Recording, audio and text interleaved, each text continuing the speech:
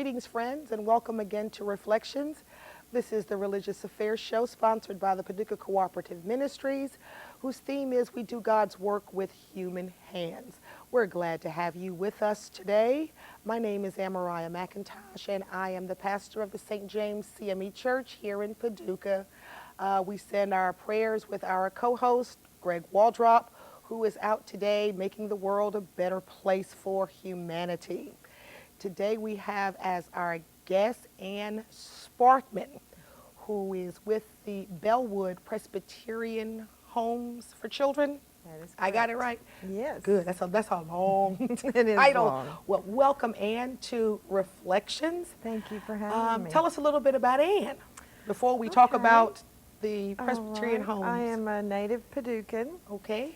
And was away for about 15 years working. I have worked for 20 years in social services, nonprofits, education, that type of thing. And I have a master's degree in applied sociology, which is one of those odd oddities. But I am now working for Bellwood Center. We call it Bellwood Center here in Paducah because it's a community-based program. And I'm the program manager there working with youth. Okay. Well, tell us about the center and what it does, what its mission is, who it serves. Basically, we serve any age children. Right now we have 2 programs that are going. We are serving ages 12 through 17 in an alternative to detention program that is grant funded through Department of Juvenile Justice.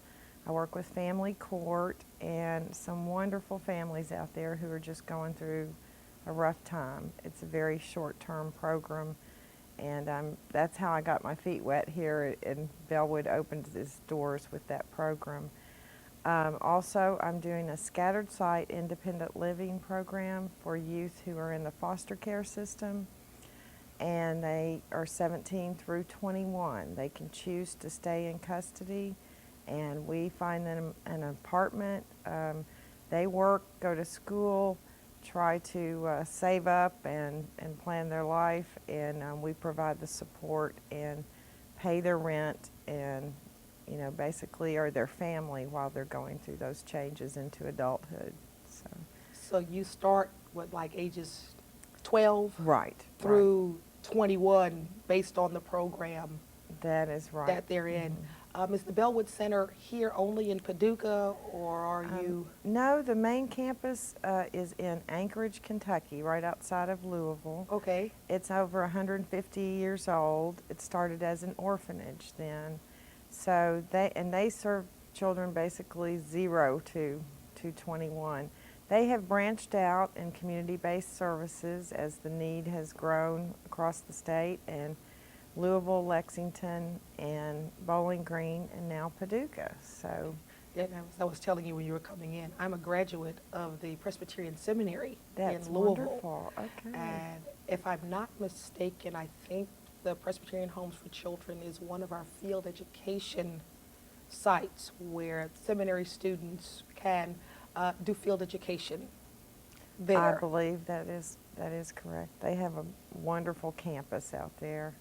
They have a transitional program there where youth can stay on campus and then transition out into the community, into an apartment. So they're doing a lot of good stuff there. Let's talk a little bit about the 3 programs. Okay. Give us a little bit more detail. You mentioned one, you deal with family court. That is correct. How does that occur? When a family, so let's say a youth is having some problems in school or in the home, and somehow gets before family court, it could be truancy, it could be some kind of status offense, shoplifting, just beyond control is the usual referral we get.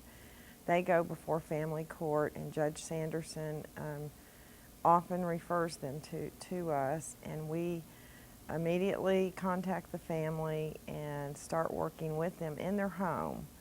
And our focus is the youth and advocating for the youth and being their buddy through all of this and advocate. But looking out for the family and the needs. We do a needs assessment and a treatment plan, sort of trying to get everybody focused. It's very short term, it's 30 days.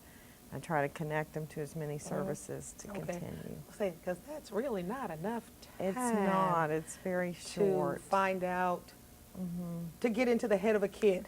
Exactly. Some of them because of the ages that you start with approaching puberty and all of those hormonal and psychological changes that are happening, and then on top of whatever else they are dealing with. So you're just kind of coming in on the ground level with that program. That is right. And I'm looking at what is needed out there in the community and trying to see where we can find funding to do other things.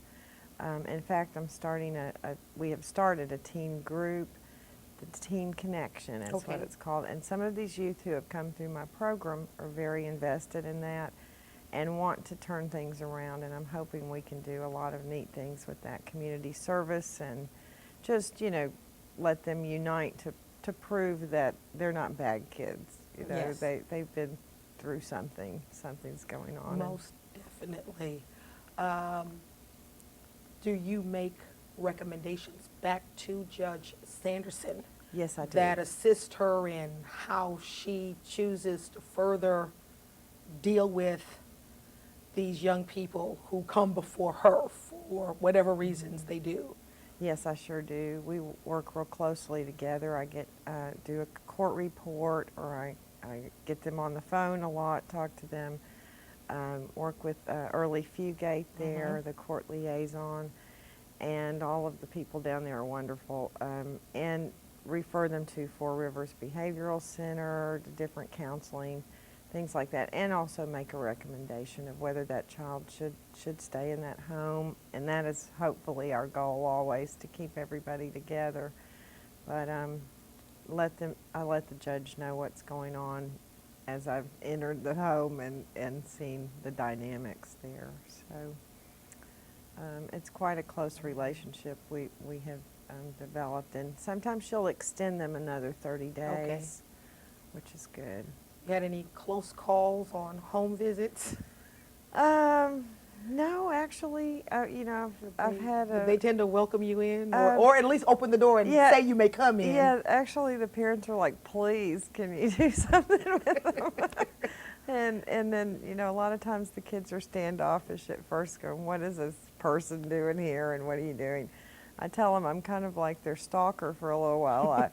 I call them every day and talk to them, and they can call me. I'm on call to them 24 hours a day during that time. About how many, on the average, do you work with in this particular program with the family court referrals? We started in December, and I have served 12, so I don't have a huge amount because it's pretty intensive.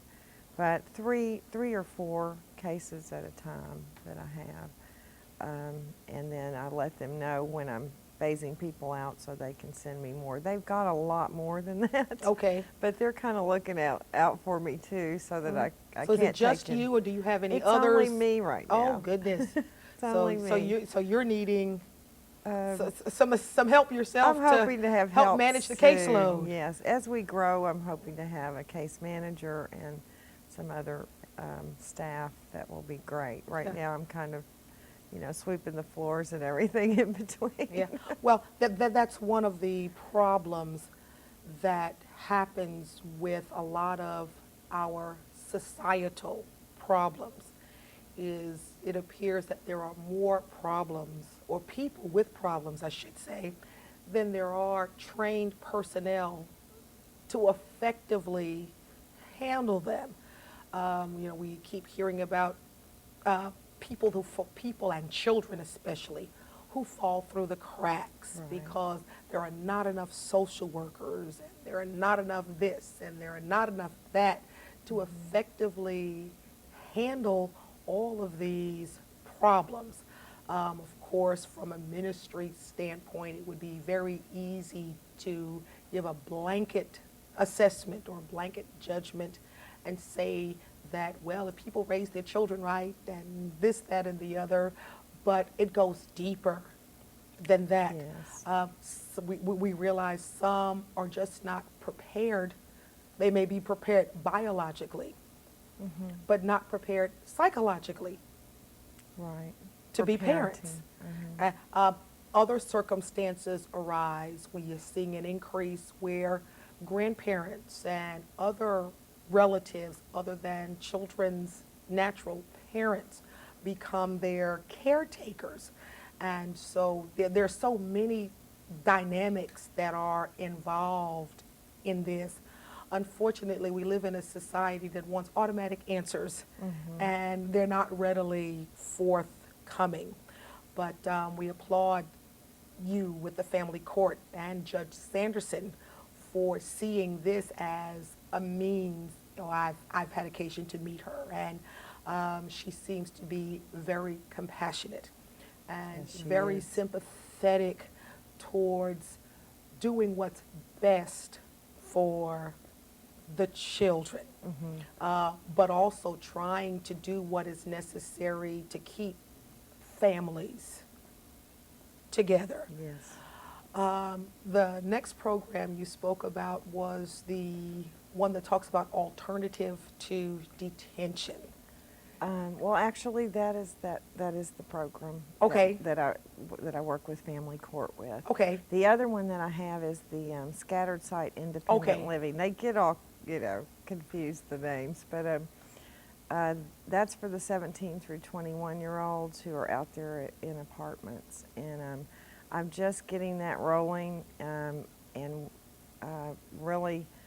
I'm struggling a little bit finding apartments. If anybody out there has any that we do pay the rent and check on these kids and are on call 24 You hours. checked with the Paducah Housing Authority?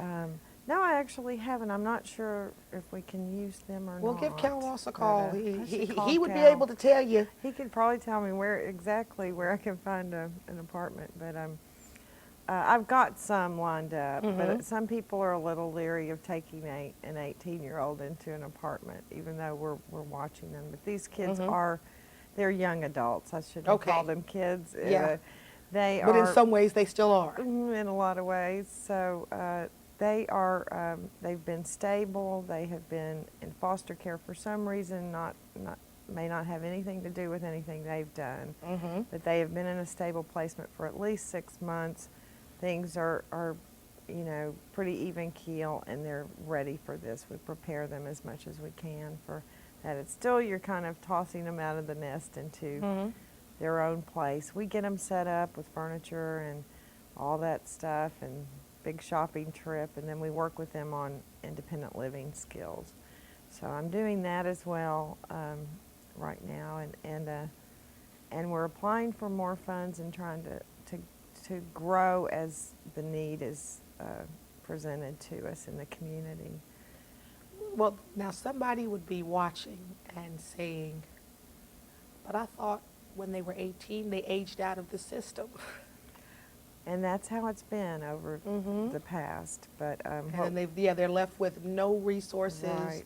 no nothing, Right. no families probably to speak of, no place to live. And that is what's happened over time. So actually the federal government realized that, and the state governments as well, and are investing in these youth so that they don't come back. They don't come back and aren't dependent on the system. And that's the real goal, that they are successful in the community and aren't dependent on the system, and don't have children in foster care and things like that they make wise decisions and plan their careers, and we provide that support that family can't. So. Well, good. I was a devotee when it was on Judging Amy. I love Tyne Daly. I just love her as an actress.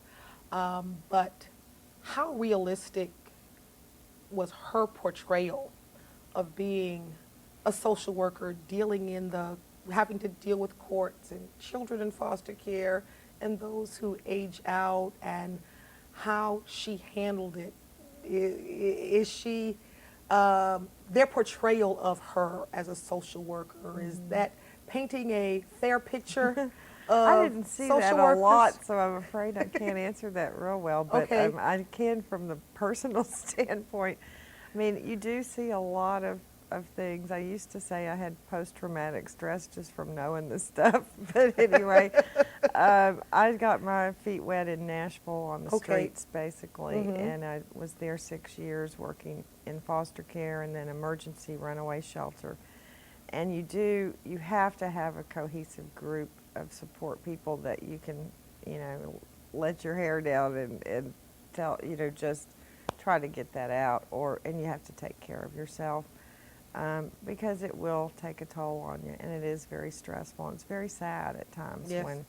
when kids, are in bad situations and then they repeat the behaviors. And I learned a long time ago that particularly these youth at, let's say, age 12, 13, 14, when they start acting out, are acting out the family pain, and I truly believe that they are. So when you look at it that way, you're like, well, there's something else going on besides this kid just being a real pain right now.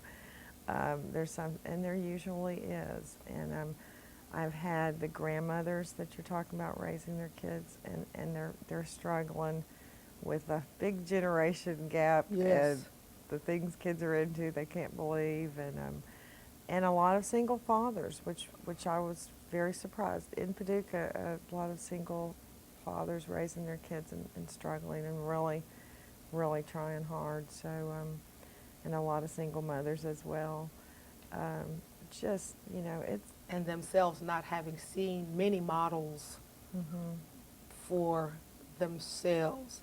Yeah, Yeah, I'm a sometimes. substitute teacher also, and it's been my observation that our children are dealing with a lot of pain that comes out mainly in anger, and sometimes it borders on rage.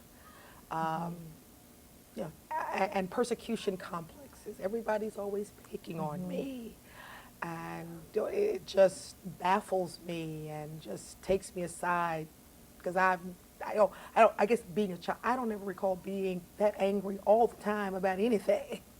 I went to Catholic school, so I didn't I didn't I did act too. up too much. Yeah, we weren't allowed to act No. up. But yeah, I didn't see that before. Now there'd be a few kids who would be roaming around the classroom Yeah. and doing things, but there is a form and expression of that anger, and maybe we had it and we didn't know it. But I know that personally, I knew love growing up, and that's the most important thing. And if the love's there in the family, that there's always something to work with. And most of the times, these people, all of them, want to be together and do love each other, and no matter what's Yes. going on, those issues. Yes, because after all, this is my mother. This is my Exactly. father. This is my child. Exactly. Whether their mother's going to jail or whether whatever's going on, they still. Or didn't come home last night. Or they, the children become the parents in many Yeah. situations as well. Yeah, I remember a girl once who came to school one day with tears in her eyes, and she was just crying. And I'm like, what's the matter? My mother couldn't do laundry last night, and I have to wear the same clothes that I had on yesterday. And I'm like, what's the problem? Well, the other children are going to notice that Yeah. she has on the same clothes, and now she has to deal with what they've got to say about it. She's defensive about it. We managed to work through it and get it diffused, that she got through the rest of the day. Fortunately, that day Mama did get the laundry done, so the next day she was able to come to school with clean clothes on. But part of the center, so do you have actual youngsters who are residents?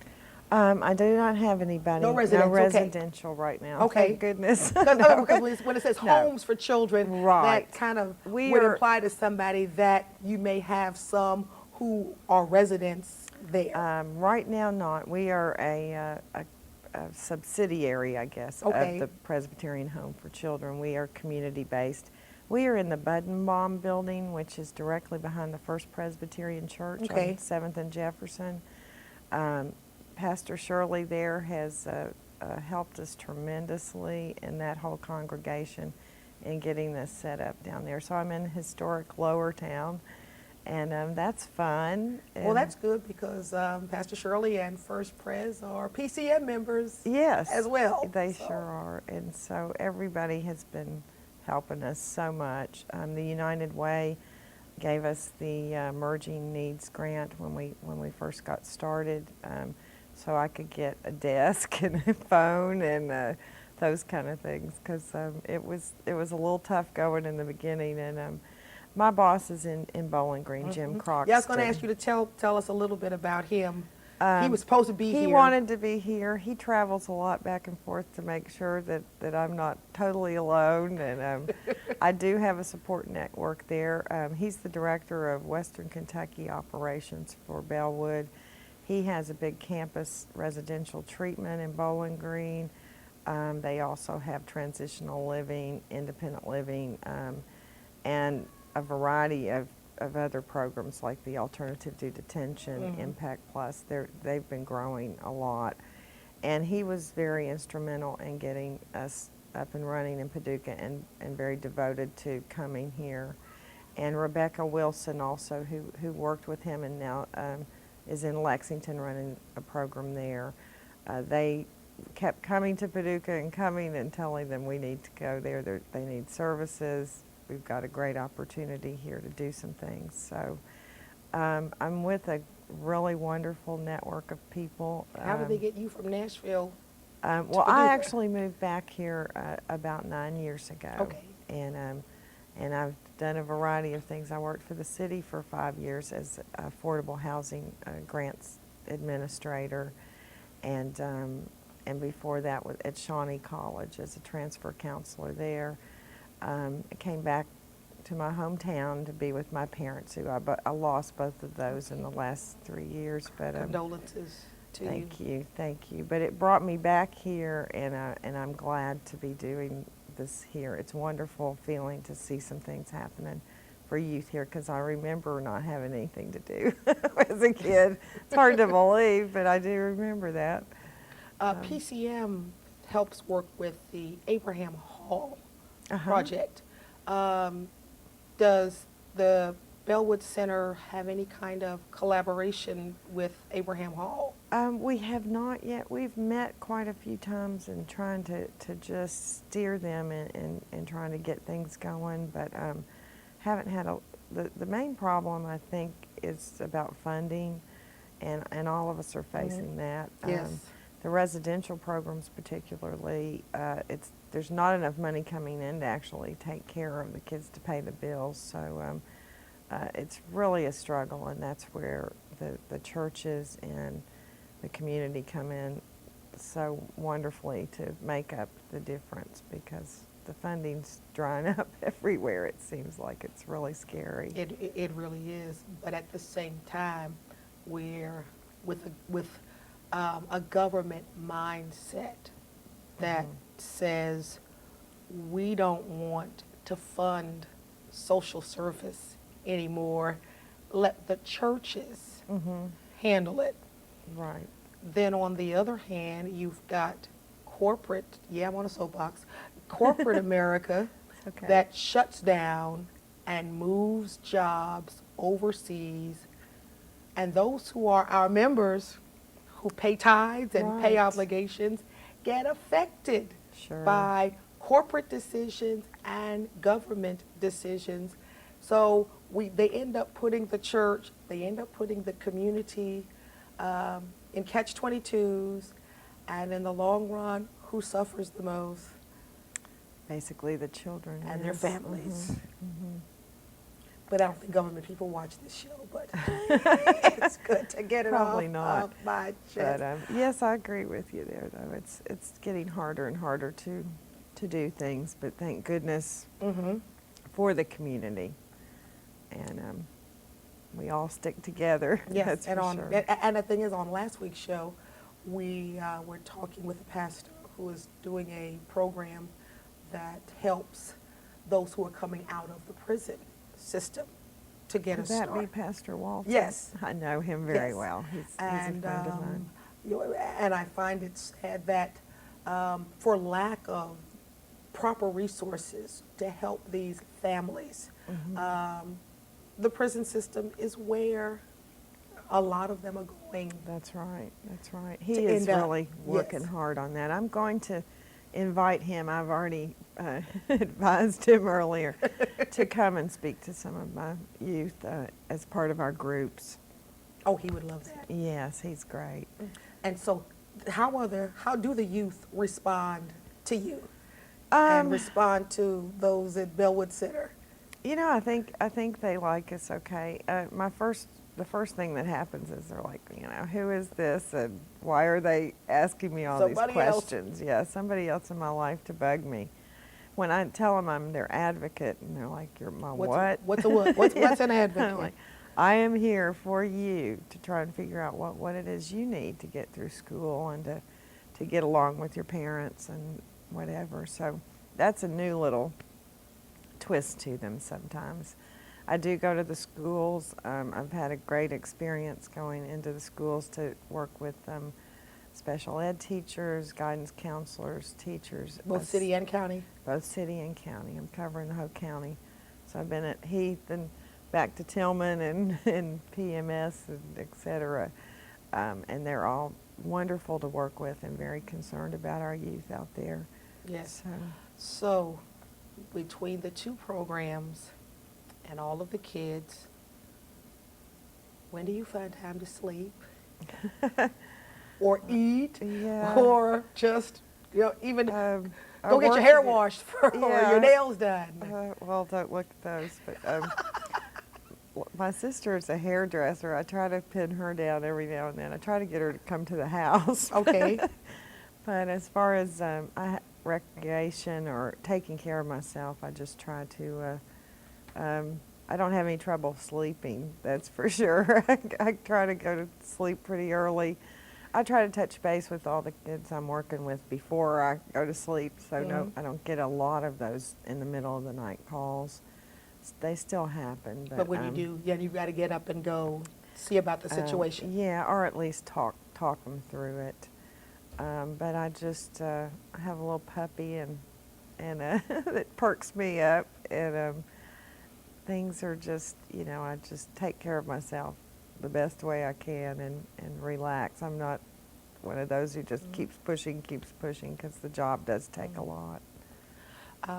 Well, we thank you because, you know, everybody who comes on this show, whether it's a social service agency or pastors or whoever they are, we view them as being engaged in ministry, being engaged in service. So we're glad for the service that you give, and we're thankful for the Bellwood Center, the Presbyterian Homes for Children that has found a niche here in Paducah. We'd love to talk some more, but our time is up for this day. Thank you, and thank you, friends, for tuning in. Until the next time, this is Reflections. Shalom, and be blessed.